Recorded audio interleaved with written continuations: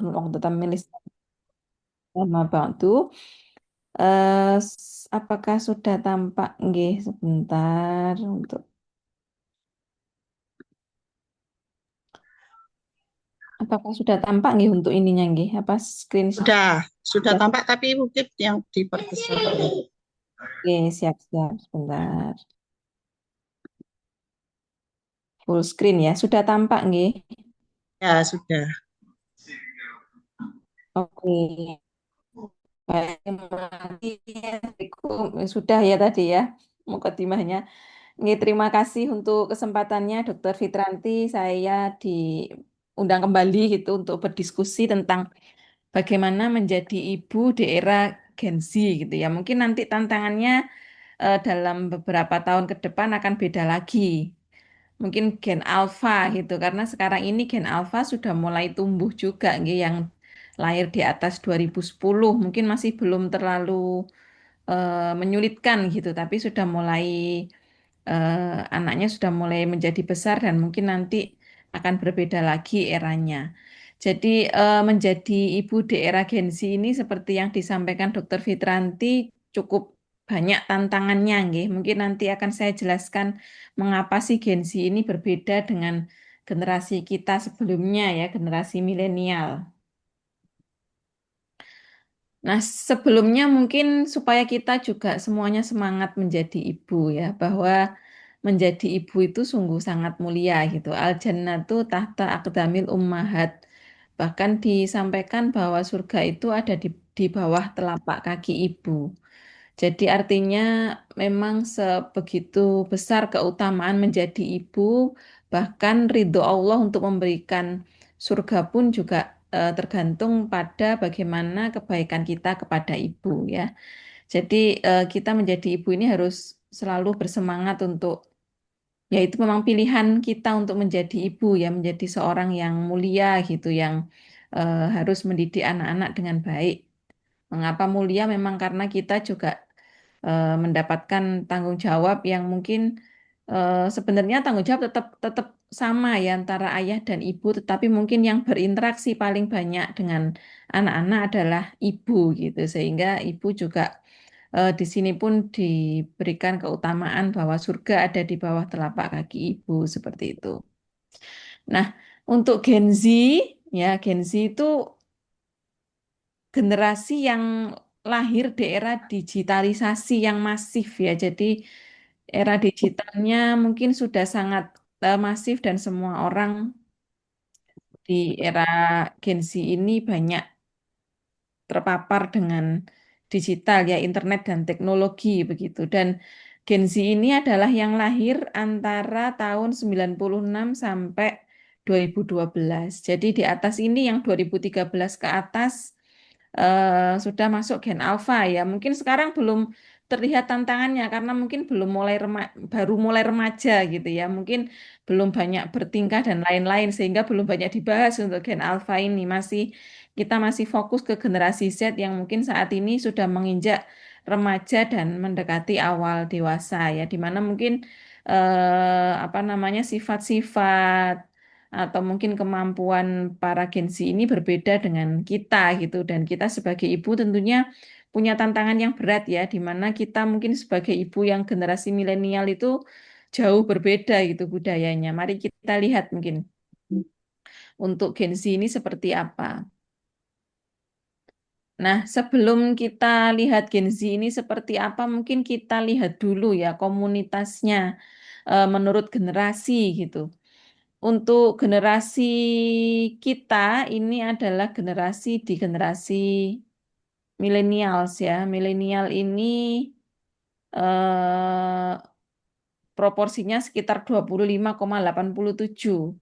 Kemudian generasi di atas kita ini ada 21,88 dan mungkin Bapak Ibu kita ini ada di baby boomers gitu ya. Antara baby boomers dan juga antara Gen X itu 11,56 dan Gen Z ini cukup banyak ya, 27,94% dari populasi, dan post Gen Z ini adalah Gen Alpha ya, yang tentunya memang belum banyak kita angkat karena memang mungkin saat ini masih sekitar anak-anak dan mendekati remaja gitu. Jadi belum banyak masalah yang muncul karena gen alfa. Sedangkan gen Z ini sudah sangat banyak ya. Mungkin juga banyak yang menyebut gen Z ini generasi stroberi gitu. Dengan berbagai macam kelemahan dan keunggulannya. Mari kita lihat nanti untuk apa lebih lanjutnya. Nah, ini baby boomers ini lahir di 40 sampai 59 ini Bapak Ibu saya ini di sini boomers. Kemudian generasi X ini 60 sampai 79 ini mungkin juga ada yang orang tuanya di sini juga. Kemudian gen gen Z ya generasi eh, Y atau Y ini yang generasi millennials disebutnya ini yang kata kita. Kemudian Gen Z Ah, 95 sampai iya lo anu neka 2011 ya. pilih Kemudian apa? generasi alfa ini Baca. setelah 2012. Oh,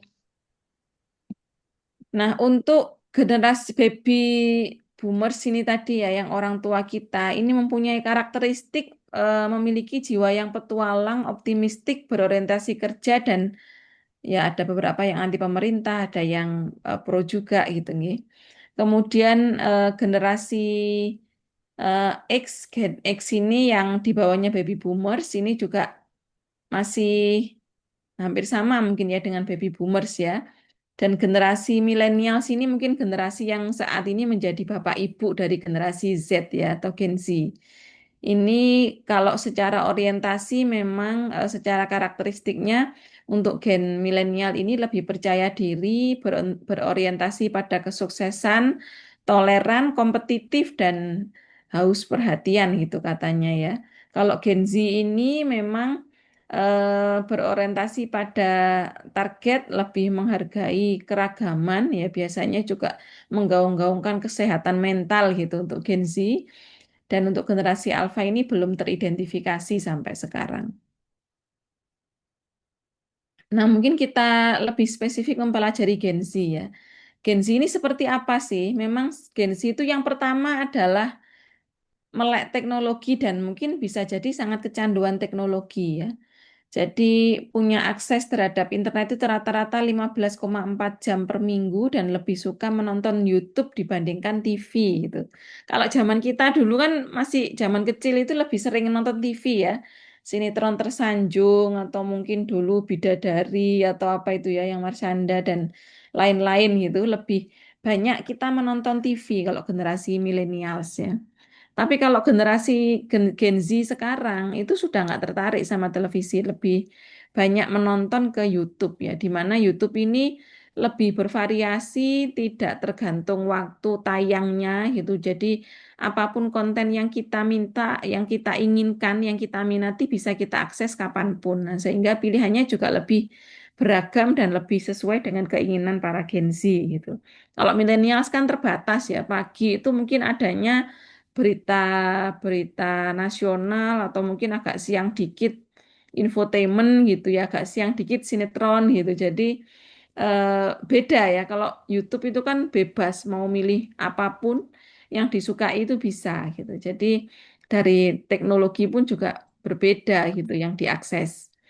Kemudian yang berbeda lagi untuk Gen Z ini lebih terbuka. Jadi terbuka dengan hal-hal yang baru dan mencoba hal-hal baru. Kalau kita mungkin ya monoton ya dulu itu kalau generasi milenials itu pagi apa berangkat ke sekolah, mungkin sore ngaji gitu kalau apa namanya ada ngaji gitu ya. Terus kemudian malam lihat sinetron terus sudah selesai. Tapi kalau yang Gen Z ini lebih terbuka lagi ya, ada berbagai macam les bakat dan minat, mungkin juga ada robotika atau mungkin les teknologi yang lain dan lain-lain ya. Ada yang suka fotografi, ada yang suka mungkin les digital konten dan lain-lain. Jadi mereka lebih terbuka dengan hal-hal yang baru. Kemudian secara audiovisual, kalau Gen Z ini lebih suka dengan audiovisual ketimbang teks atau tulisan. Kalau generasi milenial zaman dulu mungkin lebih banyak punya catatan ya. Jadi apa namanya di kita stabilo gitu ya, biasanya nyatet stabilo, kemudian fotokopi catatan teman, kemudian diulangi di stabilo seperti itu. Kalau saat ini udah nggak seperti itu lagi dan Tentunya hal-hal seperti itu kita harus maklumi ya. Kita ini berbeda dengan Gen Z anak-anak kita sehingga tidak bisa kita paksakan seperti itu. Jadi mereka lebih suka melihat gambar-gambar yang bergerak ya, audiovisual. Jadi video-video seperti itu ketimbang tulisan atau artikel atau buku. Kemudian dari segi kreativitas mereka lebih kreatif ya, tidak puas dengan kemapanan yang ada. Jadi mungkin dari segi pekerjaan pun akan sering berganti-ganti ya. Jadi misalnya di satu pekerjaan sudah dijalani 1 tahun 2 tahun, kepingin lompat lagi menjadi apa namanya kreatif atau mencari ide lain, pekerjaan lain yang lebih tinggi gitu. Biasanya lebih sering tidak puasnya. Kalau generasi milenials biasanya lebih ke arah ya sudah ini dijalani, nanti lama-lama juga akan sedikit-sedikit naik gitu ya, nggak harus cepet gitu. Tapi kalau Gen Z biasanya punya inovasi-inovasi dan kreativitas, tidak puas dalam satu hal. Seperti itu. Secara pribadi, mereka adalah sosok yang suka kreatif ya dan inovatif. Kemudian kritis ya, tidak biasanya sulit kalau mau menerima satu peraturan atau satu pendapat gitu tanpa kita sampaikan alasan-alasannya apa gitu ya. Jadi biasanya mereka juga akan lebih kritis dan berpendapatnya lebih bebas daripada zaman kita yang nurut gitu ya. Dulu saya nggak boleh keluar malam ya udah nggak keluar gitu. Pulang sekolah harus pulang gitu. Nggak boleh kemana-mana juga nurut gitu. Kalau sekarang ini Gen Z tidak seperti itu ya. Jadi mereka lebih kritis mengapa tidak boleh pulang malam, kenapa begini gitu. Itu yang mungkin berbeda dengan kita. Kemudian lebih suka berkolaborasi dengan sesama ya. Jadi lebih sering bekerja sama. Kalau kita dulu mungkin belajar sendiri di Cuma rumah ora nggak iso bisa. banterin apa? Paling Kemudian cuma ora iso banterin.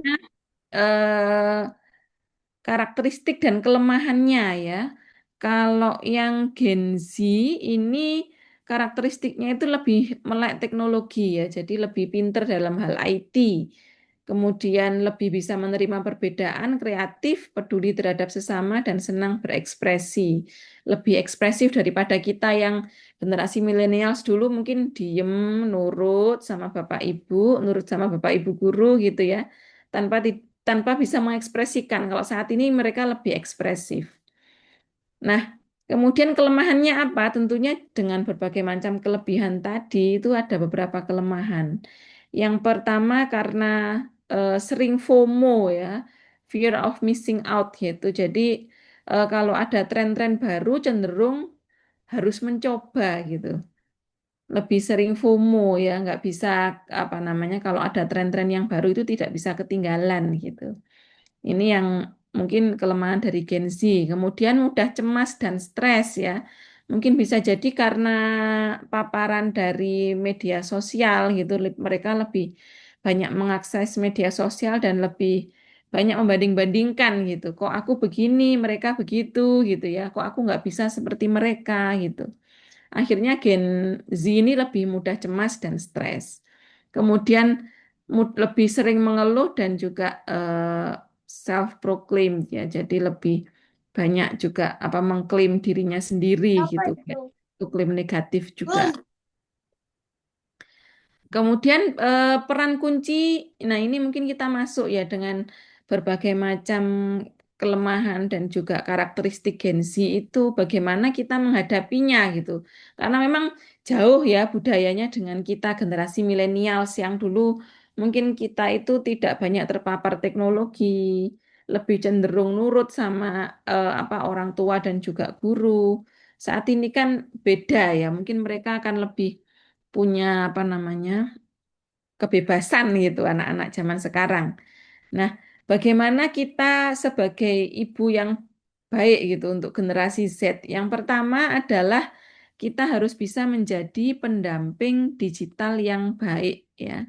Ini yang juga sekarang saya lakukan ya, meskipun agak sedikit terlambat gitu. Dulu mungkin kita nggak tahu Instagram, nggak tahu TikTok, nggak tahu YouTube. Saya belum punya TikTok juga ya, karena saya ini generasi milenial, jadi mungkin masih juga sedikit tertinggal dibandingkan anak-anak ya, anak-anak Gen Z.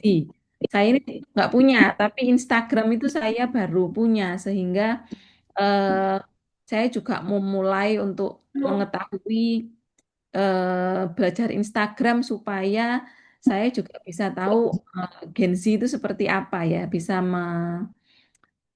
mengatasi anak saya begitu.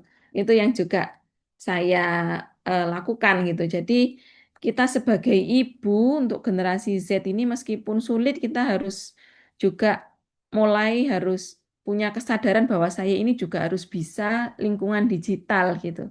Harus tahu YouTube, harus tahu TikTok, harus tahu Instagram. Kalau Facebook mungkin sudah anak-anak zaman sekarang nggak punya Facebook ya. Jadi kita mungkin harus berada di levelnya mengikuti levelnya anak Gen Z gitu. Jadi harus mempelajari itu supaya kita bisa mengontrol anak kita ya. Jadi di IG itu ini cerita mungkin ya sedikit cerita tentang yang sekarang ini terjadi di anak saya gitu. Ya. Anak saya itu nggak punya IG sebenarnya, tapi dia itu login pakai akun temannya gitu.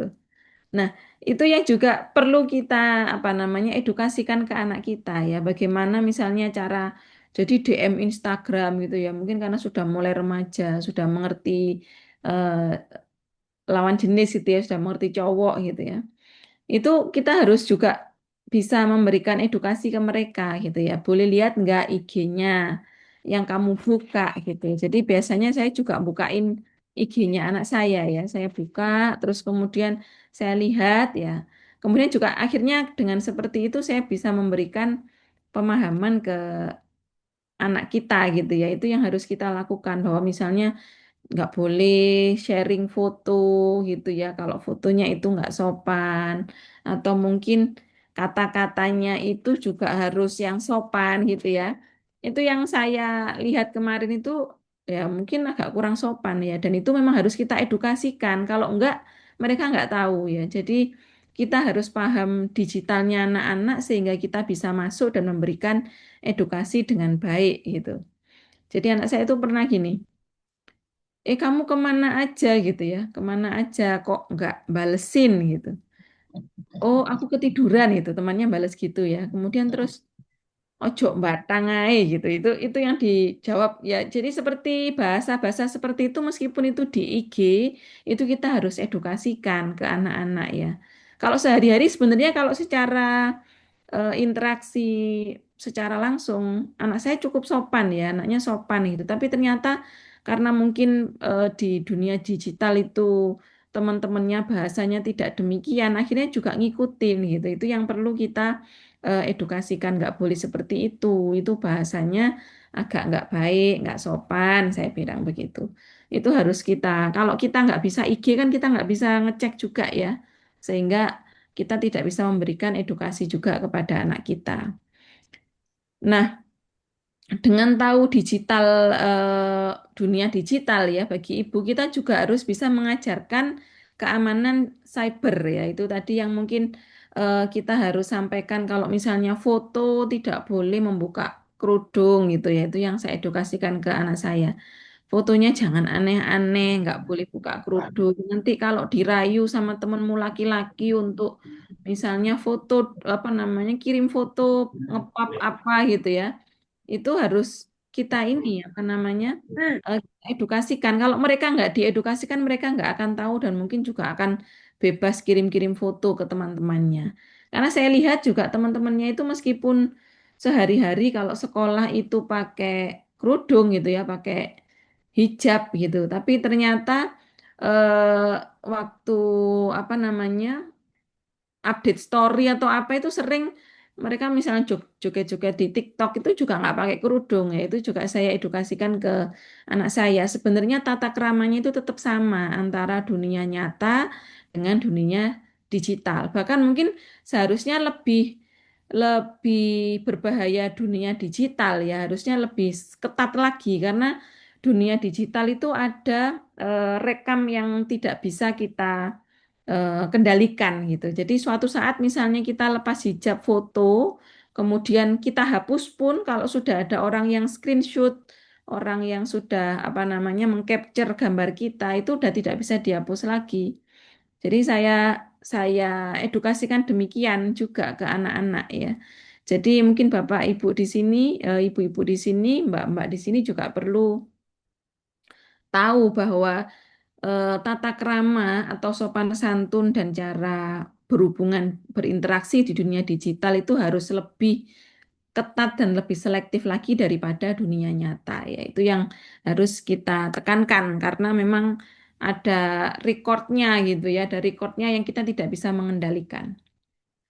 Jadi pembimbingan kepada anak ini sangat penting ya tentang bagaimana aman di dunia di apa namanya di digital gitu di dunia teknologi.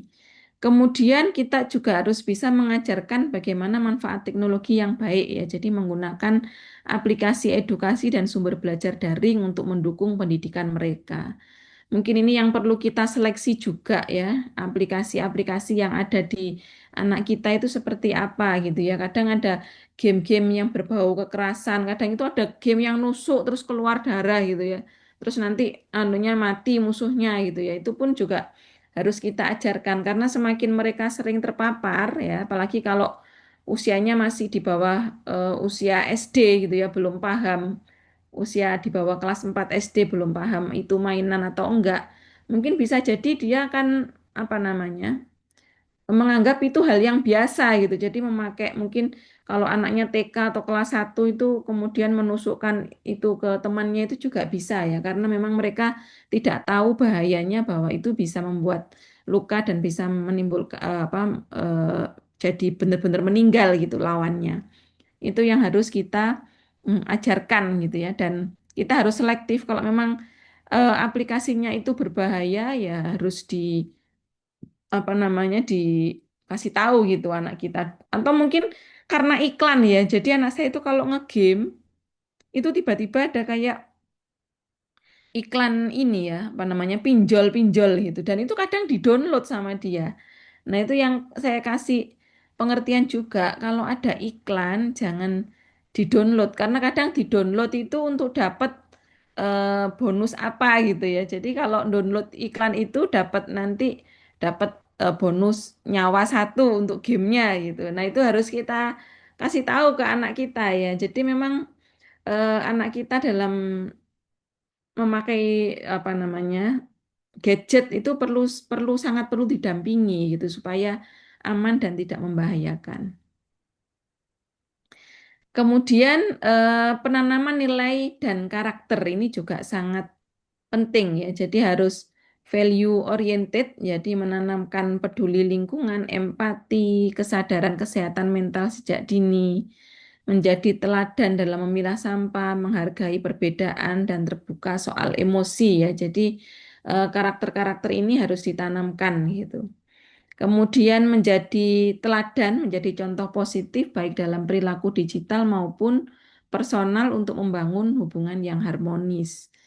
Jadi karena memang mereka mungkin akan lebih bebas mengakses eh, mungkin YouTube atau Instagram yang kadang value-nya itu berbeda dengan kita ya. Itu yang harus di apa namanya ditanamkan ke anak kita ya. Kadang itu yang sering mungkin bahasa ya kalau saya ini ya bahasa itu kadang yang keluar di Instagram atau YouTube itu bahasa-bahasa kasar ya itu yang mesti saya kasih tahu ini nggak boleh loh ya yuk dilewatin nggak boleh diputer yang itu kemudian saya juga kadang bilang ke anak saya ibu izin ya ini saya eh, tandai sebagai postingan yang nggak baik supaya nanti nggak muncul lagi di YouTube kamu waktu kamu melihat gitu jadi sering saya dampingi gitu kadang kalau yang postingannya misalnya eh, bilang apa ya mengata-ngatai anjing atau apa gitu saya no ini nggak boleh ini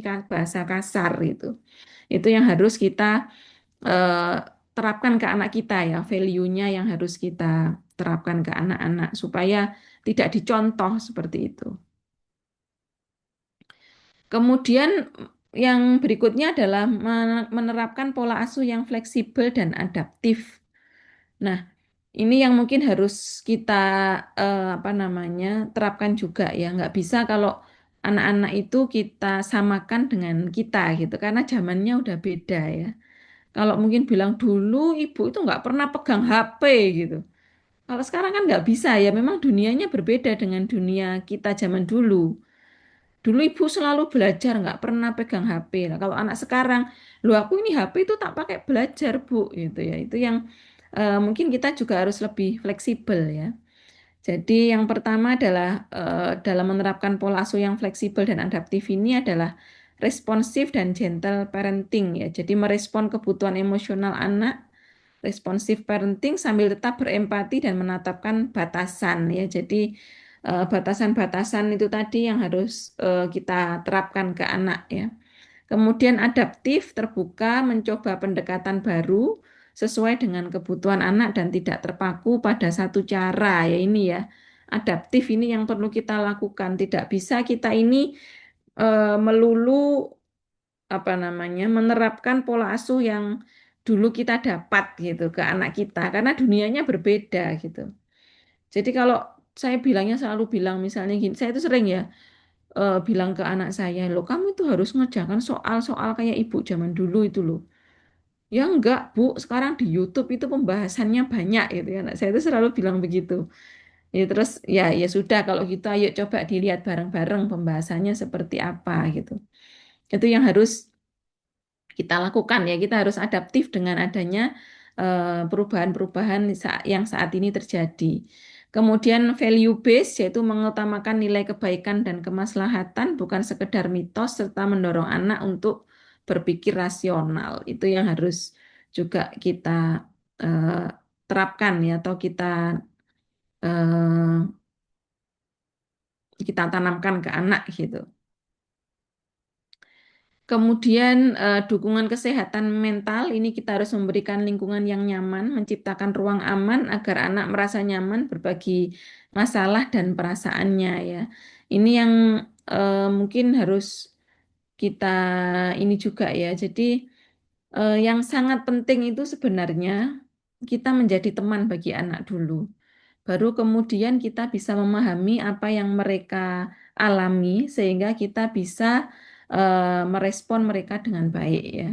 Itu yang kadang sering saya ini juga ya, karena saya ini sudah sama teman anak saya sudah kayak temen ya. Jadi WA maupun Instagram itu saya boleh membuka.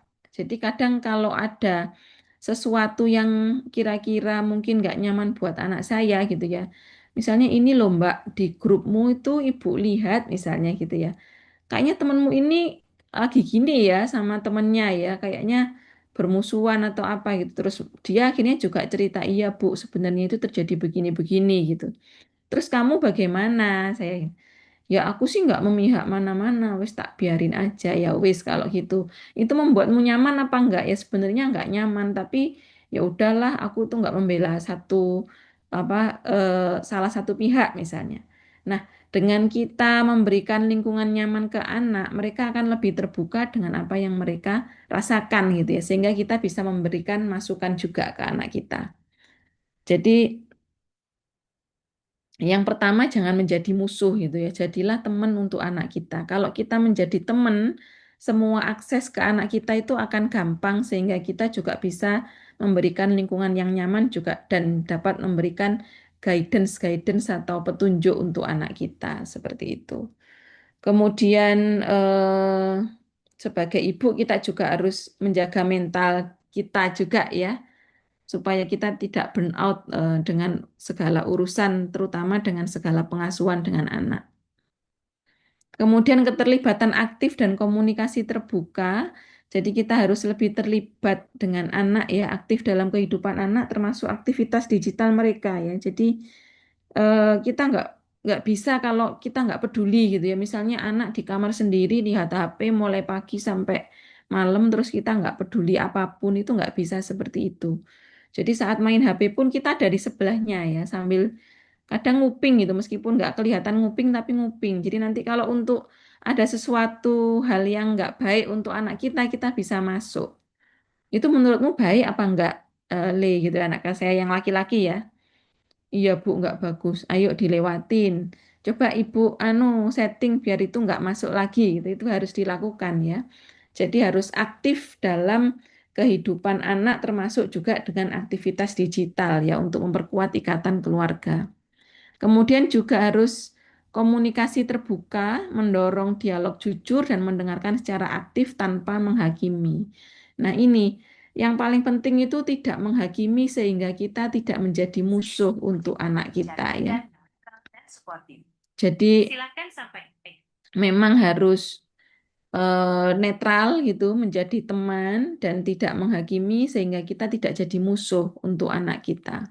Dengan tidak jadi musuh itu mereka akan lebih terbuka dengan apa yang mereka alami gitu ya. Kadang senyum-senyum sendiri itu misalnya anak saya kadang lihat HP senyum-senyum sendiri gitu. Itu saya tanya ya ada apa kok senyum-senyum ya apa Mbak gitu ya. Terus nanti dia cerita ya oh gitu. Terus nanti kita baru bisa memberikan wawasan terhadap apa yang terjadi di anak kita. Nah, untuk parenting Islami untuk Gen Z, ya, apa yang harus kita lakukan ya secara menurut guidance dalam Islam itu untuk Gen Z ini yang cocok bagaimana sih? Yang pertama adalah mengajak dengan lembut ya. Jadi ini sesuai dengan sabda dari Rasulullah SAW, sampaikanlah ajaran dengan cara yang mudah, jangan mempersulit dan berilah kabar gembira, jangan membuat orang lari. Jadi dengan anak pun kita juga harus demikian ya. Jadi mengajak sesuatu itu dengan baik sehingga mereka tidak lari, tidak menyalahkan gitu ya. Pendekatan dengan cara lembut ini akan membuat anak merasakan hikmah. Misalnya kita mengajak dalam hal beribadah gitu ya. Kalau dengan lembut ini mereka akhirnya tidak akan merasa dipaksa gitu ya. Jadi ini mungkin yang diterapkan oleh suami saya juga ya, waktu menerapkan sholat, kemudian sholat dengan cara bersuci yang baik, itu menerapkannya perlahan-lahan ya. Jadi waktu kelas satu dulu itu yang diaktifkan itu sholatnya dulu ya. Kadang kalau sholat harus wudhu dulu itu mereka akan jadi males ya. Apalagi kalau pagi hari dingin-dingin terus ayo sholat wudhu dulu gitu ya. Harus wajib wudhu gitu. Mereka akan mungkin anak kita akan merasa sulit banget ya sholat ini gitu ya. Nah di awal-awal dulu waktu TK dan SD itu diterapkannya sholat dulu aja. Wis pokoknya bangun langsung sholat. Nggak pakai wudhu nggak apa-apa gitu. Tapi perlahan-lahan diberikan pengertian ya bahwa wudhu itu juga jadi apa syarat untuk sahnya sholat gitu.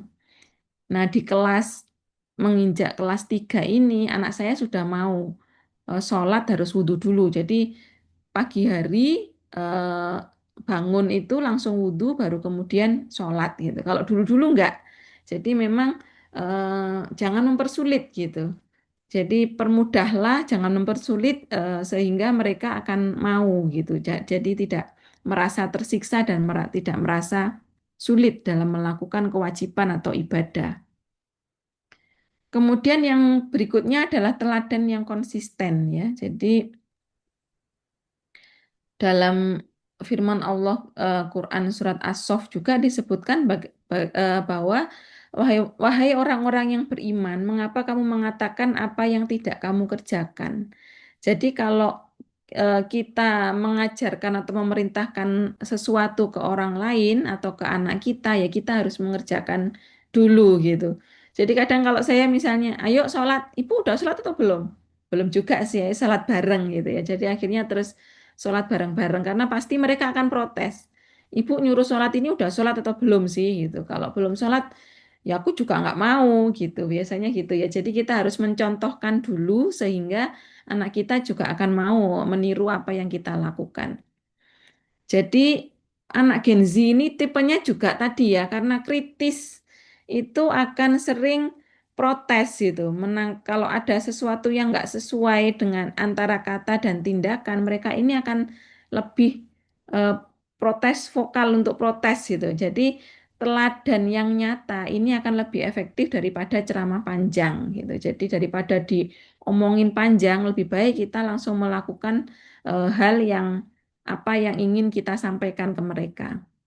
Misalnya kalau kita bilang ayo sholat sholat tepat waktu gitu, kalau kita sendiri nggak sholat gitu, jadi kita harus mencontohkan bahwa kita sholat tepat waktu meskipun capek gitu. Misalnya pulang kerja nyampe rumah jam 5 gitu, setengah 6 udah maghrib. Kalau memang kita menginginkan anak kita itu sholatnya tepat waktu, ya kita juga harus tepat waktu dulu gitu.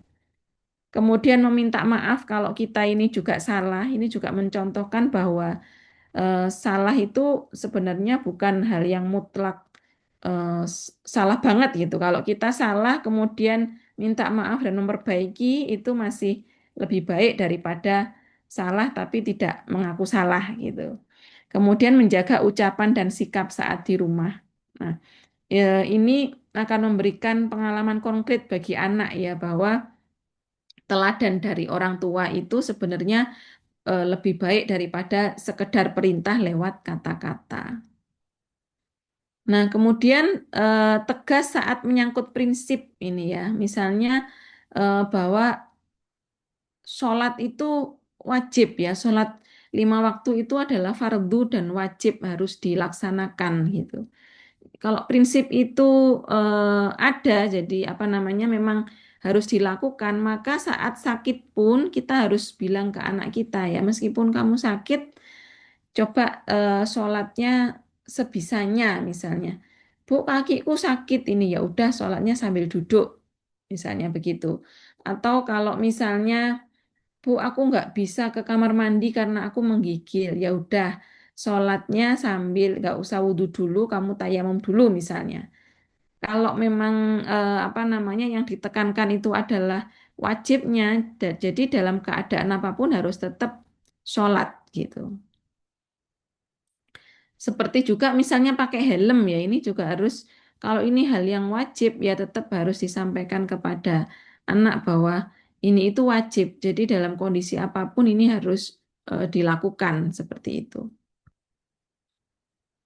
Kemudian bertumbuh bersama dalam iman ini jadi mendidik anak bukan sekedar membentuk mereka tapi juga memperbaiki diri sendiri.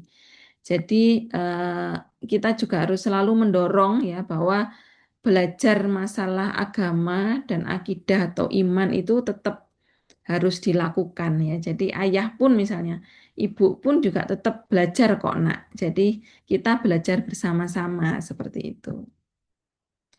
Berdoa ya, yang paling utama juga adalah berdoa dan ridho terhadap anak ya. Dengan cobaan anak model apapun kita harus tetap mendoakan ya, karena Gen Z ini tantangannya semakin berat ya, semakin banyak karena adanya digitalisasi tersebut.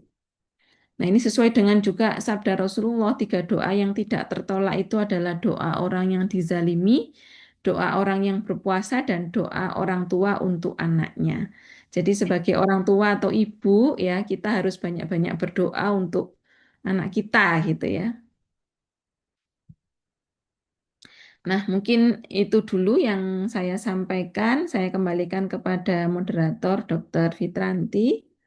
Mungkin bisa dilanjutkan dengan sesi tanya jawab kalau ada atau sharing bersama. Matur nuwun. Assalamualaikum warahmatullahi wabarakatuh.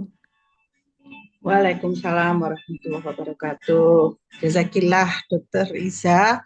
Eh, Isinya daging semua ya dok ya.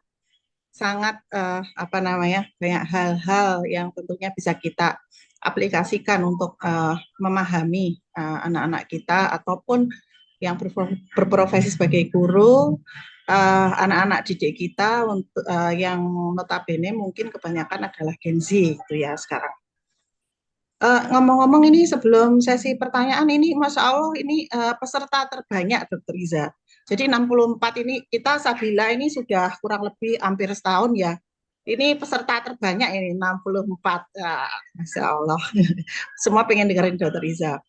Ini sudah Biasanya ada 40-an ya, Dr. Fitrandi. Biasanya 40-an ini sampai 60. ya 64.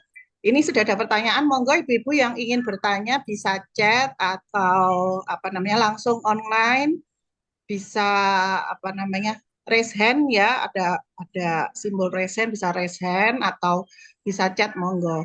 Ini sudah ada satu pertanyaan, saya langsung bacakan Dokter Iza. Dari Ibu Alif, dulu saya memberi larangan bahwa HP di atas jam 10 malam. Ini bisa diterapkan saat anak satu rumah dengan kita. bagaimana caranya mengatur pola penggunaan HP ini bila anak kita sudah kos di luar kota jauh dari pantauan kita. Silakan Dokter Iza. Nggih, baik. Mungkin bisa disampaikan dulu usianya berapa nggih, Ibu nggih kalau kos ini. Ibu Alif ada mungkin putra atau putrinya usia berapa? Kuliah. Ya, nggih. Oke, Ya. baik. Memang sebenarnya kalau sudah kuliah itu sudah tidak ada lagi batasan mungkin nggih, Bu Alif nggih. Karena eh, mungkin yang paling utama itu adalah sebenarnya selain membatasi itu diberikan pengertian dulu. Sebenarnya apa sih tujuan kita membatasi HP itu gitu. Kalau kita bisa memberikan pengertian membatasi HP itu ada tujuannya, ya mungkin anak kita akan bisa menggunakan HP ini lebih bertanggung jawab. Kalau sudah usia kuliah, saya rasa seharusnya tanggung jawabnya itu sudah tumbuh, ya. Jadi eh, seharusnya sudah tidak menggunakan HP itu di luar sesuatu hal yang tidak penting gitu. Ya mungkin kalau ngegame itu masih boleh ya sesekali dua kali untuk refreshing dari penatnya jadwal kuliah atau tugas-tugas. Rasanya ngegame itu masih oke. Tapi kalau kemudian gara-gara HP itu penggunaannya sudah nggak wajar sampai misalnya ngegame sampai apa namanya menghabiskan banyak uang untuk game online, kemudian sampai kemudian pinjem-pinjem uang untuk game tersebut itu yang mungkin yang perlu dibatasi nggih Bu Alif. Tapi kalau penggunaan HP itu untuk hal yang bermanfaat, saya rasa ya sudah nggak perlu dibatasi lagi nggih. Mungkin kalau kuliah dibatasi itu sudah tidak masanya lagi karena mereka diharapkan sudah lebih bertanggung jawab menggunakan HP begitu Bu Alif. sudah sudah mungkin eranya sudah ya bebas ya kalau untuk anak kuliah itu karena sudah besar gitu sudah kita anggap sudah dewasa jadi penekanan itu sebenarnya harus dilakukan saat anak itu SD atau SMP SD SMP karena SMA pun saya rasa mungkin kalau dibatasi justru jatuhnya itu kita akan bermusuhan terus dengan anak seperti itu kalau bagaimana sih sebenarnya batasannya itu sudah sampai terganggu atau enggak. Kalau misalnya tugas-tugas kuliahnya itu masih oke, tidak ada keterlambatan, nilainya juga sudah cukup baik, artinya mereka sudah menggunakan HP itu sesuai dengan proporsinya. Kalau misalnya sampai gara-gara HP itu misalnya kuliahnya terlambat, kena game online, utangnya banyak, nah itu bermasalah. Itu yang mungkin harus kita lebih frontal lagi untuk melakukan pembatasan. Begitu nggih Bu Alif nggih. Nggih, dari Ibu Alif sudah paham nggih? Sampun Bu Alif? Nggih, saya anggap sudah nggih Bu. Nggih, terima kasih. Kemudian ke pertanyaan kedua, Dokter Iza. Assalamualaikum warahmatullahi wabarakatuh. Waalaikumsalam warahmatullahi wabarakatuh. Izin nanya terkait pola pikir anak yang menyampaikan, kalau dia bersama dengan anak dalam semangat spiritual rendah, maka anak tersebut merasa pede dan merasa ada kesolehan dalam dirinya. Tapi kalau bersama dengan teman yang alim, yang bagus spiritualnya, anak tersebut merasa tidak soleh, sehingga anak tersebut lebih aman bersama dengan yang spiritualnya di bawahnya. Gimana menyikapi anak yang punya prinsip tersebut? Jazakillah khair, Dokter Iza. Wah, gampang-gampang susah nih. Silakan, Dokter Iza. Itu pertanyaan yang sulit ini. Sebenarnya apa namanya kalau dalam urusan agama gitu ya itu sudah ada dalilnya ya. Kalau dalam urusan agama itu kita harus berlomba-lomba seakan kita ini mati esok gitu. Jadi kalau kalau besok mau mati itu kan harusnya hari ini tuh benar-benar ibadahnya itu tinggi gitu ya, harus semangat gitu karena besok itu kita akan mati gitu. Jadi harus apa namanya lebih tinggi lagi gitu. Nah ini anaknya usia berapa gitu, Bu? Ini pemikirannya agak lain ya, agak lain memang. Anaknya usia berapa ya, Ibu Karminarsi? usia kuliah. Nah, ini sudah ini mestinya nggih, apa namanya? Bisa diberikan pengertian nggih, bahwa kalau dalam urusan agama itu memang kita harus berlomba-lomba. Kalau ada orang lain yang lebih bagus spiritualnya, ya bukan kita nggak pede ya, tapi kita harus lebih semangat lagi untuk beribadah gitu. Nah, ini sebenarnya ada dua persepsi ya. Sebenarnya kita juga tidak apa namanya, meskipun kita ini amalnya baik, tapi kita juga tidak boleh sombong bahwa kita ini lebih baik ya. Sebenarnya anak putranya ibu ini juga bagus ya kalau misalnya ini mungkin harus ditanya lebih lebih jauh ya Bu ya, nggak pede atau bagaimana? Nggak pede atau merasa, nah ini sebenarnya kalau kita ketemu orang yang lebih soleh, kemudian kita merasa eh, apa namanya, ibadah kita itu kurang, yaitu sebenarnya justru baik ya. Dan responnya harusnya kita harus lebih meningkatkan ibadah kita gitu. Itu sebenarnya juga bagus kalau kita merasa kalau kita ini belum bagus ibadahnya. Nah, ini yang mungkin responnya yang harus lebih bagus ya. Jadi ya kalau memang kamu tahu kamu ini masih kurang ya harusnya kan bisa ditingkatkan ya, Dek ya gitu. Nggak apa-apa, memang itu yang bagus itu begitu. Kita tidak boleh merasa lebih tinggi, tidak boleh merasa lebih alim daripada temannya gitu. Sehingga kita masih ada semangat untuk terus meningkatkan ibadah kita. Gitu rasanya Ibu Nggih. Nah, ini Jadi kalau merasa minder terhadap orang yang soleh, oke, tapi kemudian responnya tidak meninggalkan lingkaran orang soleh, gitu ya, Dokter iya Iza. betul, harusnya lebih meningkatkan lagi begitu Dokter Fitranti. Oke. Kemudian yang ketiga, Ibu Karminarsih, bagaimana? Sudah paham, nggih?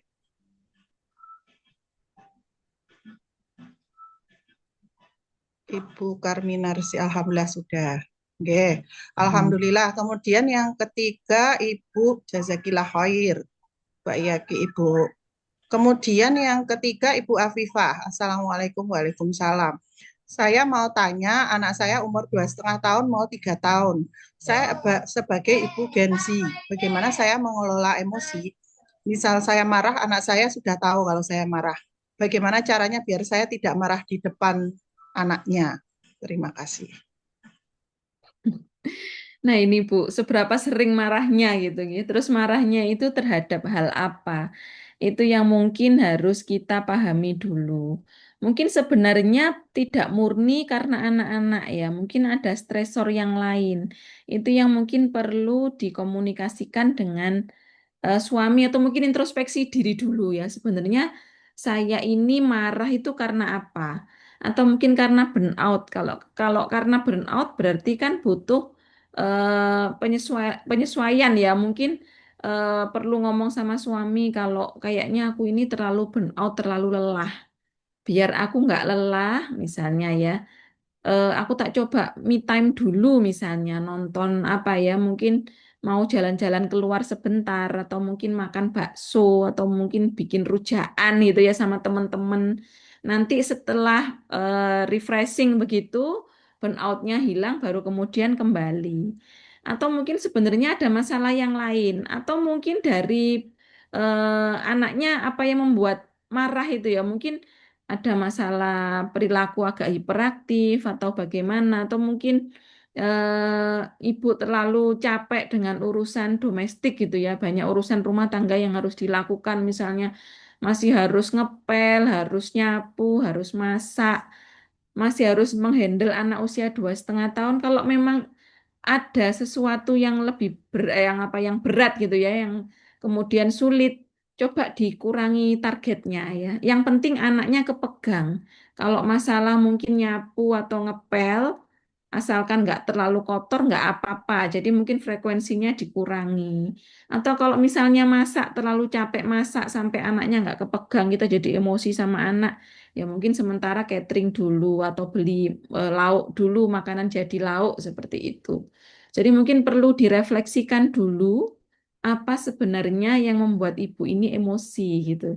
Kalau memang karena burnout ya dikomunikasikan sama suami. Kalau memang terkait dengan pekerjaan mungkin bisa diintrospeksi, targetnya harus dikurangi gitu.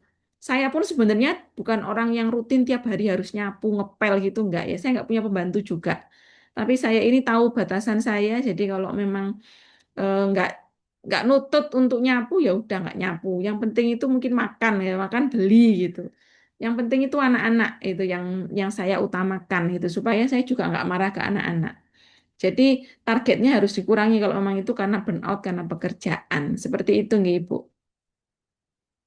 Ya, Ibu Afifa sudah paham ya. Jadi mungkin menyadari dulu marahnya karena apa? Kalau karena burnout itu mungkin introspeksi ya, Dokter Iza. Tapi mungkin kalau karena suatu hal yang memang harus marah, misal anaknya melakukan sesuatu yang melanggar, haram, gitu kan memang harus marah gitu.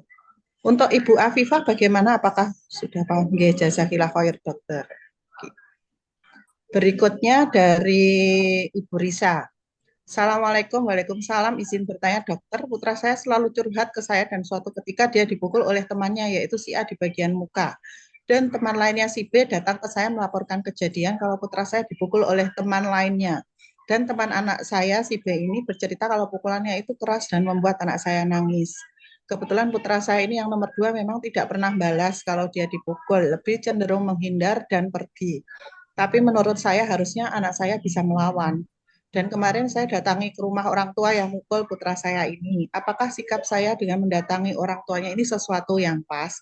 Memang tidak sampai timbul jejas, hanya saja saya ingin temannya bermain itu hati-hati, jangan sampai memukul area muka. Nah, ini banyak ya sebenarnya yang terjadi nih, Bu. Nggih. Kalau Bu Risa mungkin yang pertama harus dilakukan sebelum datang ke rumahnya temannya yang mukul itu adalah menanyakan ke anaknya, gimana perasaanmu waktu dipukul itu? Itu yang harus dilakukan. Kemudian sebenarnya kenapa sih waktu itu dipukul? Terus kemudian setelah tahu alasannya apa, kemudian perasaannya bagaimana, misalnya sedih, ya kita validasi dulu sedihnya anak kita gitu ya. Terus kemudian kalau memang dia marah gitu, apa yang ingin kamu lakukan kalau kamu sekarang ini, kalau sekarang ini bagaimana? Kalau marah mungkin kemarin ya, kalau sekarang ini bagaimana? Melihat apa namanya dengan kejadian itu gitu. Itu yang harus kita lakukan dulu ya, menggali dulu, memvalidasi dulu perasaan anak kita seperti apa, baru kemudian apa yang bisa Ibu bantu untuk kamu. Seperti itu. Apakah misalnya Ibu perlu datang ke rumah ibunya gitu. Kalau memang anaknya nggak mau ya kita tidak bisa memaksa, Bu. Jadi saya pun pernah ya di anak saya itu diolok sama temennya juga ya, terus kemudian nangis. Yang saya lakukan, boleh nggak ibu ini datang ke tempatnya temanmu, ke apa, boleh nggak ibu mendatangi dia gitu ya? Iya bu, nggak apa-apa. Oke, nanti ibu tak bilang, ibu saya lah datang ke anaknya, kamu nggak boleh kayak gitu. Itu anu anak saya nangis itu loh, yo. Kamu kalau kayak gitu lagi, nanti kamu tak laporkan ke gurumu, saya bilang gitu.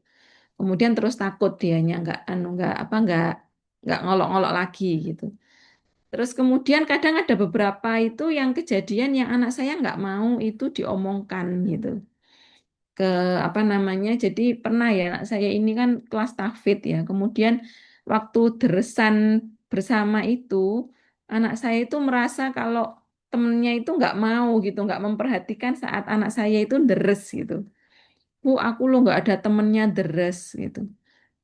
Loh, kenapa? Karena temannya satunya itu nggak masuk. Terus Mas ini tuh nggak mau dengerin aku deres. Terus kamu nggak bilang ke ustadznya, aku nggak berani gitu. Terus kamu maunya ibu gimana gitu? Boleh nggak ibu ngomong ke ustadz? Jangan, jangan, jangan. Nanti aku nggak tahu ustadznya nanti marah nggak sama temanku yang lain. Ya, tapi kan nanti ibu bisa bilang supaya ustadz nggak marahi temenmu, tapi mendorong biar temenmu itu mau nanti deresan sama kamu atau nanti dicarikan kamu dipindah ke kelas malam atau apa gitu ya. Jadi Setelah saya jelaskan begitu, ya nggak apa-apa deh, ibu bilang ke ustadz gitu. Akhirnya saya bilang ke ustadznya, terus kemudian ustadznya ngasih solusi. Jadi terus saya bilang, tapi ustadz nggak boleh marahin temennya, nanti temennya juga anak-anak saya nggak enak sama temennya gitu. Jadi eh, mungkin sebelum kita datang ke orang tuanya, kita harus tahu anak kita itu pengennya seperti apa. Dan mungkin kita harus meyakinkan bahwa misalnya datang ke tempatnya orang tuanya dia itu akan membuat kondisinya lebih baik seperti itu, tidak membuat semakin runyam.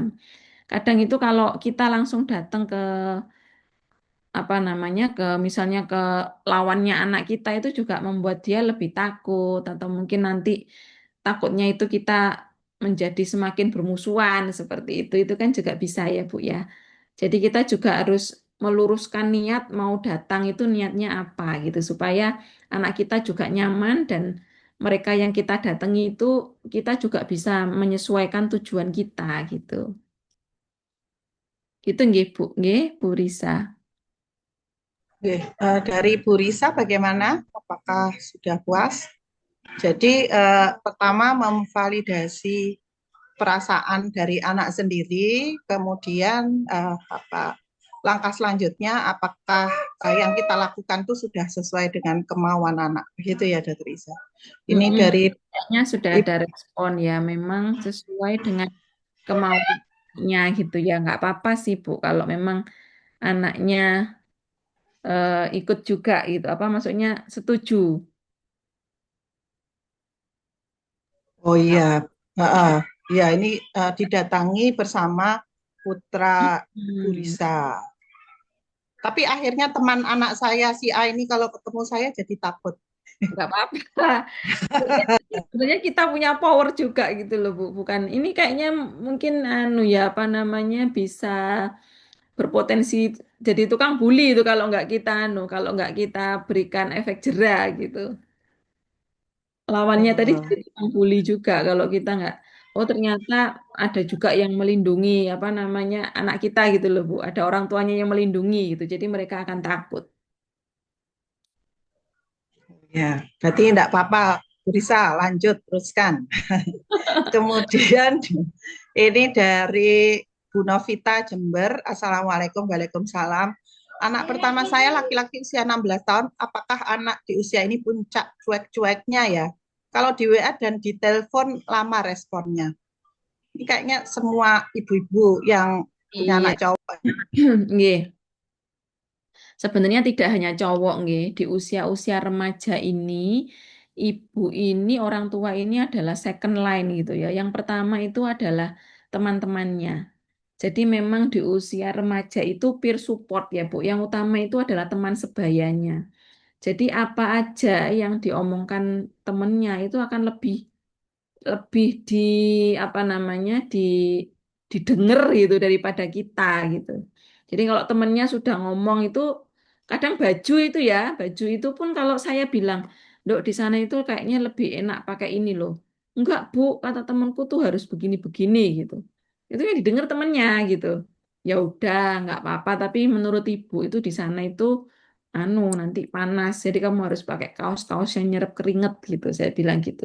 Nanti ternyata waktu di sana beneran Bu, ternyata temanku itu juga pakai kaos kebanyakan. Temanku yang itu kayaknya salah info gitu. Ya terus saya membantu ya sebagai orang tua nggak pakai nyalahkan loh, bener kan? Ya sudah kamu nikmati sendiri pakai pakai baju yang panas itu nggak begitu ya. Oke, kalau gitu ibu bisa bantu apa? Kan bener toh ibu itu. Ibu itu sudah lebih tua, jadi sudah lebih tahu apa yang kira-kira yang terjadi karena ibu udah pernah ngalamin saya bilang gitu terus akhirnya dia oh ya bener ternyata bener ibu gitu memang ya kalau di dunia anak remaja itu orang tua itu memang harusnya bisa berperan sebagai temannya juga kalau kita bisa mengimbangi sebagai teman mungkin nanti dianya juga nggak akan cuek Bu karena kita ini temannya gitu tapi kalau kita memposisikan sebagai orang tua ya memang sulit untuk didengar akhirnya jadi lebih percaya ke temannya gitu. Bahkan ya anak saya itu kadang pagi aja udah, Bu, aku mau ke temanku, lari ke pondok gitu ya. Kan rumahnya deket sama anu gitu. Ada pondok di dekat rumah gitu. Jadi lari ke pondok mau ketemu teman-temannya gitu. Sudah nggak mau lagi. Kadang sarapan pun saya bilang ya udah nanti sarapan sama teman-temanmu gitu. Udah nggak mau lagi apa namanya sarapan sama orang tua itu udah nggak mau. Nah itu memang zamannya ya Bu ya. Kalau kita terlalu menentang atau menyalahkan mungkin nanti membuat jarak kita lebih jauh. Kalau bisa ya kita masuk sebagai temannya juga gitu. Tapi nggak bisa kalau kita misalnya nyalahkan apa namanya, kamu kok cuek sih sama ibu, nanti mungkin dia akan lebih menarik diri. Jadi yang penting kita tetap memberikan perhatian gitu, terus kemudian tetap bertanya meskipun nadanya cuek. Jadi nggak usah disalahkan, nggak usah ini, tapi kita tetap reach out apa yang ingin kita ketahui dari anak kita gitu. Sebagai teman ya, jadi bahasanya itu bahasa sebagai teman. Mungkin gitu Ya, nggih. Nggih. dari Ibu Novita bagaimana Ibu? Apakah ada yang mau dikomunikasikan lagi? Atau mungkin ini Dokter Iza, kalau misal anaknya itu cowok, gimana caranya kita berteman dengan anak cowok di usia remaja? Gitu. Mungkin kalau anak cewek kita sebagai ibu cenderung lebih bisa gitu ya. Oke, Dokter Fitranti. Memang sebenarnya ada masanya, nggih ya. Jadi kalau anak kita cowok, biasanya anak cowok itu akan dekat ke ibunya itu sampai usia 5 sampai 7 tahun. Jadi mulai bayi ya bayi dekat dengan ibu, nanti usia 3 sampai 5 tahun tetap dekatnya dengan ibu. Nanti di usia 6 7 tahun ke atas itu harusnya lebih dekat dengan ayah sampai dia remaja. Jadi memang ya harusnya yang lebih dekat itu ayah. Ayah yang berperan sebagai partner atau teman ke anak laki-laki gitu. Kalau dengan ibu ya tetap kita harus bersikap kayak teman juga ya, tapi memang mungkin tidak akan sedekat kalau dengan ayah karena ayah yang masa-masa usia apa namanya usia 7 tahun ke atas itu masa-masa anak Ini laki-laki kemarin Mbak ya. untuk Yes. identifikasi bagaimana menjadi laki-laki yang baik begitu. Jadi biasanya urusan untuk hobi dan lain-lain ya harusnya tetap dekat dengan ayahnya begitu yang lebih tahu laki-laki itu bagaimana harus bersikap seperti itu. Oke. Terima kasih Dokter Iza. Apakah ibu-ibu ada yang mau bertanya lagi secara online? Bila Oh ya, dokter satu lagi dari Bu Risa, semangat sekali Bu Risa, Masya Allah. Oh iya, dokter satu lagi, putra pertama saya ini sering curhat kalau dia sudah suka dengan lawan jenis. Kadang ada perasaan cemburu gitu yang timbul di dalam diri saya. Bagaimana mengelola supaya saya bisa mengedukasi anak saya yang memang sudah mulai ada rasa ke lawan jenis. Iya, bukan sebenarnya tambah senang ya, Bu. Berarti orientasinya normal itu. Karena, karena kalau melihat anak-anak sekarang ini kan menakutkan ya, dengan apa namanya semakin bebasnya LGBT gitu ya. Jadi kalau anaknya itu suka ke lawan jenis ya sebenarnya nggak apa-apa Bu. Itu justru yang Ibu harus syukuri bahwa sebenarnya orientasinya normal. Cuma kita harus memberikan batasan-batasan ya. Boleh kok, sebenarnya rasa suka itu hal yang wajar dan itu manusiawi. Tapi yang penting adalah bagaimana kamu ini bisa mengarahkan rasa sukamu itu menjadi hal yang lebih baik gitu. Artinya kalau pacaran beneran ya nggak boleh. Tapi kalau kamu suka aja itu nggak apa-apa. Misalnya kamu suka sama cewek di kelasmu, terus kemudian memacu kamu untuk jadi lebih ya aku ini harus kelihatan pinter, harus belajar nanti biar bisa ngajari anak cewek itu nggak apa-apa. Tapi kalau kamu pacaran itu ya nggak boleh. Jadi bagaimana mengarahkan rasa suka itu jadi sesuatu yang menjadi motivasi positif itu yang penting, Bu. Jadi ya wajar, Bu, nggak apa-apa menurut saya itu justru berarti apa namanya sebenarnya normal yang itu yang harus disyukuri ya, Ibu ya. Alhamdulillah kadang ada rasa takut juga di diri saya begitu dokter. Berarti siap jadi mertua ini, misalnya kan mertua versus menantu. Alhamdulillah sampai saat ini anak saya tidak memiliki HP, alhamdulillah. Berarti sudah paham ya Bu Risa. Mungkin ada lagi Bu Ibu.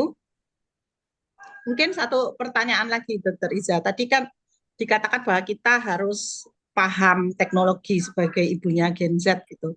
Nah, padahal kita ada batasan juga dalam menggunakan HP. Jadi yang dibatasi itu yang bagaimana, yang bisa dipakai itu yang bagaimana. Karena ada juga sekolah yang dia itu pakai ada sekolah boarding yang di Malang itu dia itu pakai laptop dalam keseharian apa proses belajar mengajarnya gitu. Jadi yang diperbolehkan itu yang sampai sebatas apa itu. Karena ada yang memang sehari-harinya wajib pakai laptop. Atau PR juga kan terkadang guru-guru dan sering ya sekarang tuh guru-guru ngasih PR-nya lewat WhatsApp gitu. Itu bagaimana? Iya, oke baik. Memang sebenarnya itu tidak mutlak nggak boleh ya, Dokter Fitranti ya, karena kan memang kita ini hidupnya itu sudah hidup di era digital gitu. Kalau mungkin kalau nggak pakai HP juga atau laptop malah mungkin ketinggalan ya, karena semua info itu juga adanya di HP atau laptop gitu. Jadi yang penting itu adalah memberikan pengertian bahwa penggunaannya itu harus yang apa namanya sesuai dan bermanfaat gitu. Itu yang sering saya sampaikan ke anak saya ya bahwa loh ini kalau kamu mau nonton YouTube, tonton yang YouTube yang tentang ilmu pengetahuan gitu. Supaya ada maknanya gitu. Kadang yang ditonton juga apa namanya yang edukasi-edukasi agama itu kan kadang juga ada ya, kisah nabi apa gitu kan bisa juga ya didapatkan di HP ya. Jadi sebenarnya HP itu bukan HP atau gadget baik itu laptop maupun apapun itu bukan hal yang mutlak nggak boleh ya Dokter Fitranti ya. Saya rasa hidup di era zaman digital ini kalau nggak pakai sama sekali ya malah ketinggalan gitu. Dan mungkin mereka nanti khawatirnya malah taunya itu dari luar dan semakin dibatasi dengan ketat. Mungkin nanti kalau pas waktu keluar kalau dulu ada warnet ya, sekarang ini mungkin yang masih ada itu PS atau lain-lain, mungkin malah kita nggak bisa mengontrol gitu. Atau mungkin pinjem HP-nya temennya yang kita nggak bisa ngontrol ya Dokter Fitranti. Jadi yang baik itu memang ya mau pakai nggak apa-apa, tetap kita harus memberikan pengertian dan batasan itu yang paling penting serta mendampingi. Rasanya tapi kalau pemakaian di pondok itu masih anu ya, kadang kan ada jam-jam tertentu semuanya itu harus dimasukkan ke loker seperti itu kan. Ya, kalau di Iya, sekolah pondok atau boarding seperti itu. Berarti bisa ya. sekelompok rasanya nggak ngapa.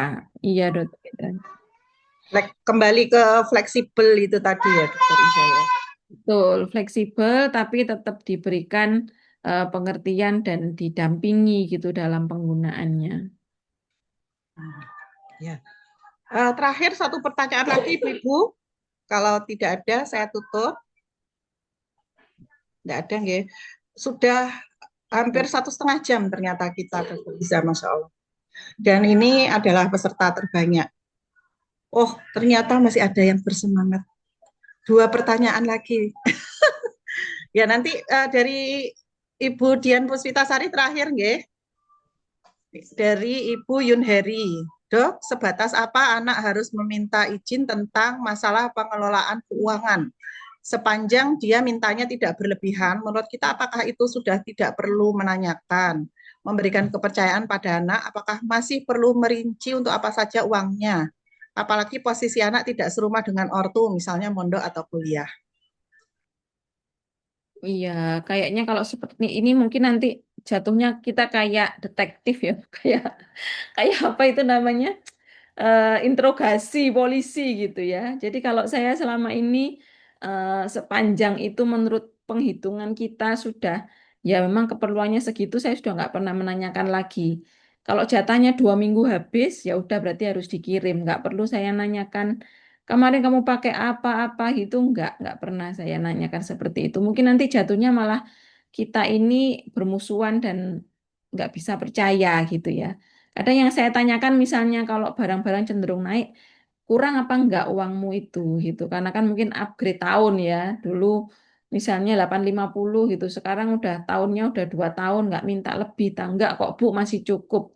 Oh ya sudah gitu. Kadang misalnya yang sering tuh minta tambahan ya, jatah tambah misalnya, Bu ini aku ganti ban misalnya, atau Bu ini aku ada tambahan bayar ini gitu ya nggak apa-apa. Itu pun kadang saya juga nggak terlalu minta mana apa namanya notanya atau apa gitu. Kalau itu nggak terlalu besar gitu ya, artinya masih 100.000, 200.000 masih wajar harganya nggak akan saya minta gitu ya. Mungkin kalau kita terlalu menanyakan itu perasaan anak jadi merasa ya benar itu tadi merasa kayak nggak dipercaya gitu ya. Sebenarnya asalkan masih dalam tahap wajar kita memberikannya dalam eh, apa namanya sesuai dengan harga-harga yang ada rasanya ya tidak perlu terlalu memperinci. Nanti mungkin justru anaknya akan muncul rasa kok nggak dipercaya ya aku ini ya temanku yang lain lo nggak begitu itu karena mereka akan sering membandingkan dengan teman-temannya. Itu yang mungkin harus kita apa namanya antisipasi juga ya supaya nggak dibanding-bandingkan orang tuaku begini, orang tuanya temanku begini gitu.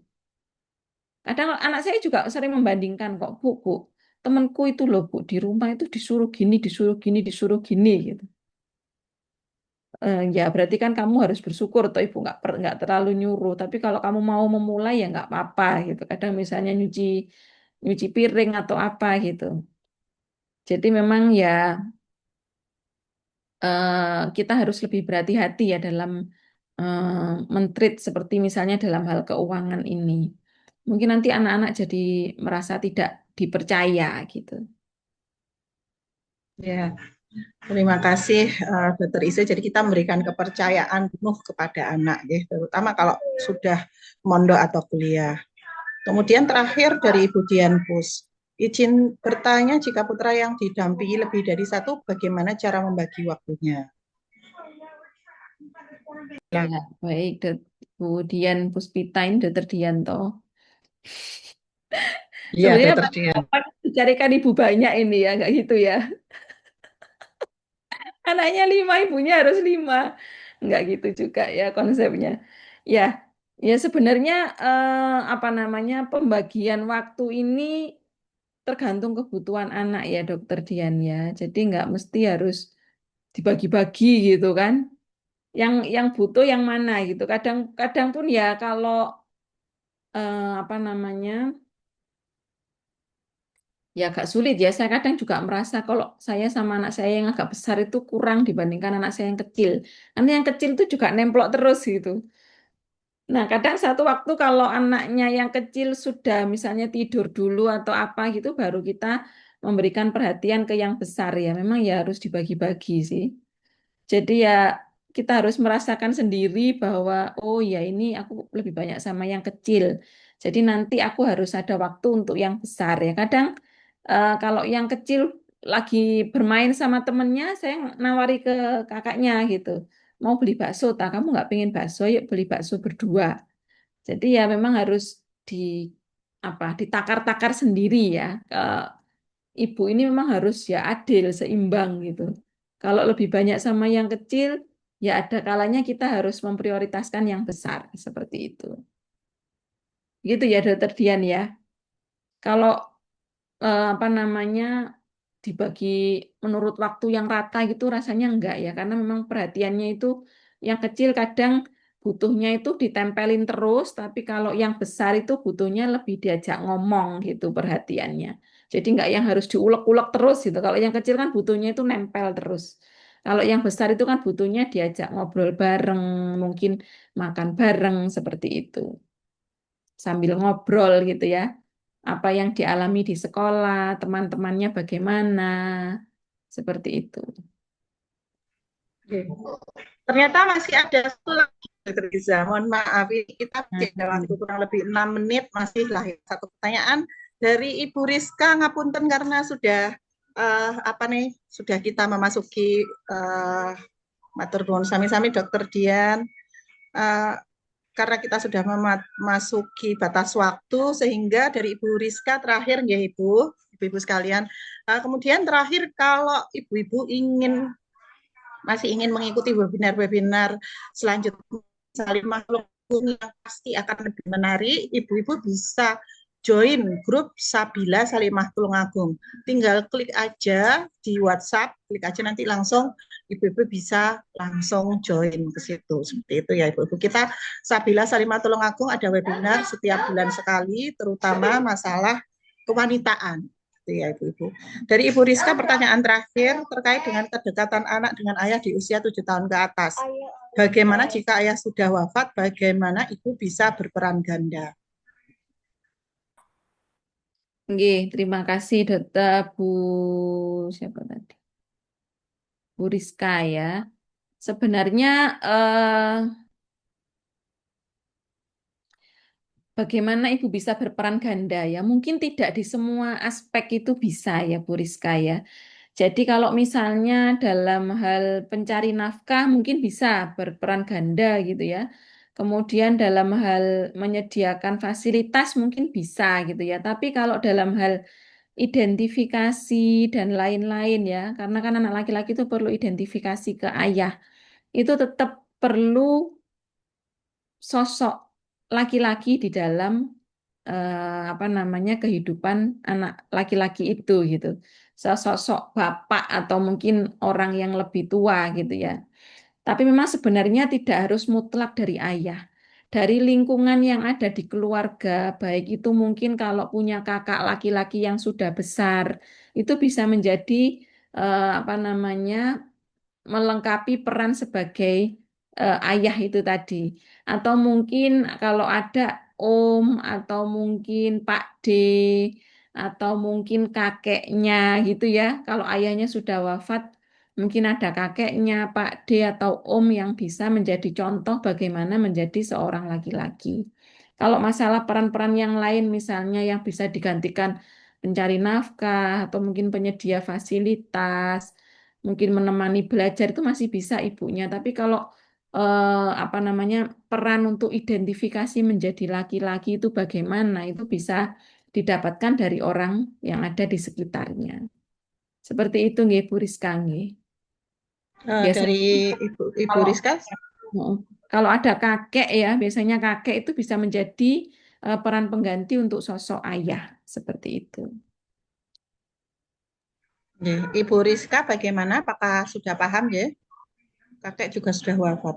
Kalau adik tadi Om dikatakan dari Dokter Mm-mm. Iza, omnya Dan mungkin. sebenarnya nggak harus tiap hari bertemu sih, mungkin sesekali gitu ya, 1 minggu sekali atau 2 minggu sekali datang ke rumah omnya, kemudian minta tolong omnya untuk apa ya istilahnya itu memberikan lebih dekat ke anaknya, kemudian apa nyeritani atau menjadi guidance itu ya untuk anaknya itu sudah bisa juga Bu Rizka. Oh, ini omnya di luar kota tapi bisa ketemu 1 bulan sekali, Dokter Iza. Itu bisa bisa juga Bu Rizka bisa dijadikan surrogate father untuk apa namanya anaknya ya. Peran pengganti ayah untuk anaknya. Nggih. Seperti itu Ibu Rizka, apakah sudah paham? Nggih, Bu, terima kasih. Alhamdulillah kita sudah 1,5 jam ya, Dokter Iza tidak terasa. Monggo Ibu-Ibu kalau ingin join di webinar-webinar Sabila selanjutnya, yang pastinya kita kemungkinan besar akan mengundang Dokter Iza lagi pastinya. Karena sudah jam 9 ya, Ibu-Ibu pasti juga apa namanya menemani anaknya tidur gitu ya, termasuk saya. Jadi saya tutup, tapi sebelum itu kita monggo berfoto bersama, ibu-ibu bisa open video dulu. Ini saking banyaknya sampai ada 2 halaman ini, Dokter Iza. Sebelumnya nggak pernah kayak gini. Monggo ibu-ibu bisa open video. Jazakillah Dokter Iza dan Dokter Fitranti. Wa iyaki Ibu Restu. Halo, halo. Halo. Nah, wes tadi Nah, halo.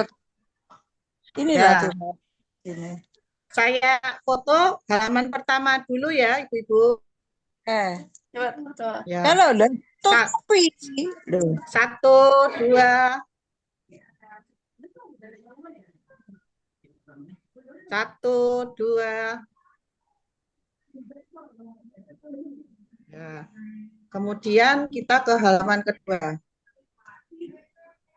Oke, kita kenapa? Halaman kedua. Monggo ibu-ibu dibuka. Oh, cetok weh, dari itu Ya. 1, yang kok ditutupi. 1, 2. 2. Oke.